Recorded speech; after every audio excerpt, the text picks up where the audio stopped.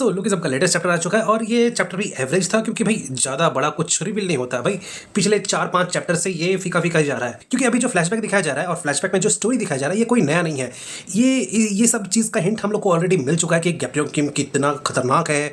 Plus fist gang zero generation में क्या दबदबा बनाए रखती थी। मतलब भाई यामाजाकी से लड़ना कोई मामूली बात नहीं है, लेकिन ये लोग लड़ रहे हैं और फिर पता ही हम लोग को ये लोग कितने खतरनाक हैं। हम लोगों ने काफ़ी सारे फ्लैशबैक देख लिए हैं, चाहे वो गन पार्क का फ्लैशबैक हो, प्लस विंजिन का फ्लैशबैक हो, one of the best flashback बोल सकते हैं, प्लस तुम बोल लो इंचियन का फ्लैशबैक, प्लस अगर सेकंड बेस्ट फ्लैशबैक बोलना हो तो मैं बोलूँगा बिग डील वाला फ्लैशबैक। तो काफ़ी सारे फ्लैशबैक हम लोग देखते हुए आ रहे हैं और वो सारे फ्लैशबैक में भाई ऐसा ऐसा स्टोरी पता चलता था जो हम लोग को ऑलरेडी नहीं पता होता था। लेकिन अभी जो फ्लैशबैक दिखाया जा रहा है इसके बारे में हम लोग को पता तो नहीं है, लेकिन इसका हिंट हम लोग को ऑलरेडी बहुत बार मिल चुका है। सो ये जो फ्लैशबैक अभी दिखाया जा रहा है ये अभी बासी बासी फील हो रहा है और ये फ्रेश तभी फील होगा जब आमने सामने तुम्हारा गैप्योंग किम और शिनगन यामाजाकी खड़े होंगे। और तुमको पता होना चाहिए कि मैं इंट्रो ही इतना लंबा क्यों खींच रहा हूँ, क्योंकि भाई इस जो नया चैप्टर निकला है ना, आई थिंक शायद 617 मे बी शायद 617 होगा।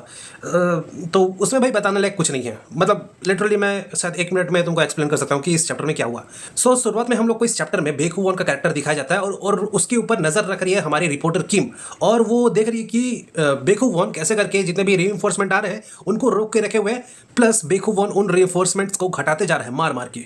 सो ये सारा चीज़ दूर से रिपोर्टर किम देख रही होती है और ये सब देख के वो इंप्रेस हो रही होती है कि भाई भाई तगड़ा बंदा है, भाई मार रहा है सबको कूट काट के, वो भी अकेले बंदा सबके ऊपर भारी, इम्प्रेस। और प्लस हम लोग को फिर अंदर का सीन दिखाया जाता है। अंदर का सीन तो तुम्हें पता ही होगा कि जो 3 एग्जीक्यूटिव्स थे वो लुढ़क चुके हैं, ये बहुत बुरा हाल हुआ उनके साथ। और हम लोग को ये पता था कि केंजो यामाजाकी के साथ फिस्ट गैंग का फाइट होने वाला है, लेकिन ये कंफर्म नहीं था कि पूरा टीम एक साथ लड़ेगी या फिर सिर्फ गैप्योंग किम लड़ेगा। लेकिन यहाँ पे पता चलता है कि सिर्फ गैप्योंग किम केंजो यामाजाकी से लड़ रहा है और दोनों लड़ते लड़ते एक दूसरे के ऊपर डायलॉग फेंक ही रहे हैं। हाँ, मतलब एक दूसरे को इंसल्ट करते करते आपस में लड़ रहे हैं ये लोग। वेल, शुरुआत में जो लड़ाई होता है केंजो का और तुम्हारा गैप्योंग किम का, सो शुरुआत में ऐसा लगता है कि दोनों बराबरी लेवल पे लड़ रहे हैं और ये जो इक्वल लेवल का जो लड़ाई हो रहा है दोनों के बीच, ये सारा चीज देख के जो छोटे मोटे गुंडे बचे हुए थे यामाजाकी के, वो लोग भी देख के हैरान हो रहे हैं। वेल, मेरे को लग रहा था कि सारे यामाजाकी के छोटे मोटे गुंडे लुढ़क चुके हैं, लेकिन अभी पता चल रहा है कि कुछ लोग बचे हुए थे 1-2 गिनते के, और वो लोग देख के एक्सप्रेशन दे रहे हैं शॉकिंग वाला कि भाई ये भाई आपस में एक दूसरे से इक्वल फुटिंग पे कैसे करके लड़ पा रहे हैं, वो भी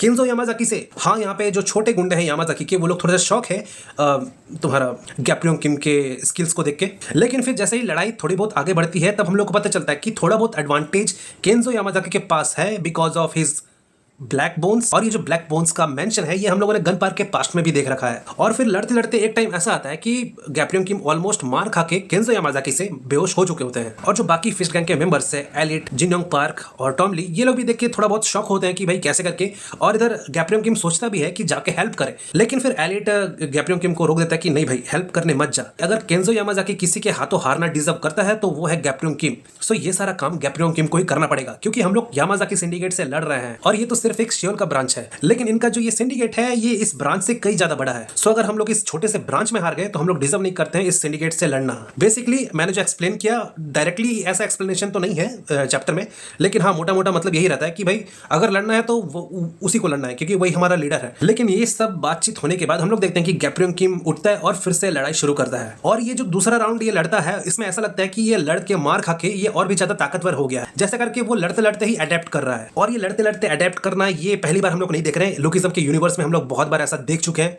मोस्ट सिग्निफिकेंट कैरेक्टर जो कि मेरे माइंड में अभी आ रहा है वो है तुम्हारा बड़ा डैनियल का बॉडी। बड़ा डैनियल का बॉडी क्या भाई, बड़ा डैनियल, सिंपल सा बात है। और फिर सेकंड राउंड में जब गैप्योंग किम केंजो यामाजाकी से लड़ता है तो पहले तो केंजो यामाजाकी पूरा उसको मतलब नेगलेक्ट कर रहा होता है कि भाई उतना सीरियसली नहीं ले रहा होता है कि भाई इसको तो मार ही देंगे, मेरे पास ब्लैक बोन है।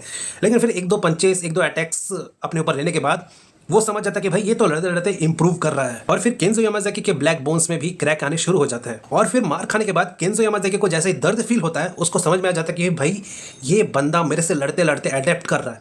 पहले तो भाई ये ठीक से लड़ भी नहीं पा रहा था और अभी ये मुझे ही मुक्का मार रहा है और मुझे ही दर्द फील करा रहा है। मुझे तो ऐसा लग रहा है कि भाई ये आर्च राइवल है मेरे भांजे शिनगन यामाजाकी का। सो केंजो यामाजाकी लड़ते लड़ते ये सब अपने दिमाग में सोच रहा है कि भाई ये तो शिनगन का आर्च राइवल है, मार खा के मजा आ गया। बस इस चैप्टर में इतना ही था और कुछ नहीं था।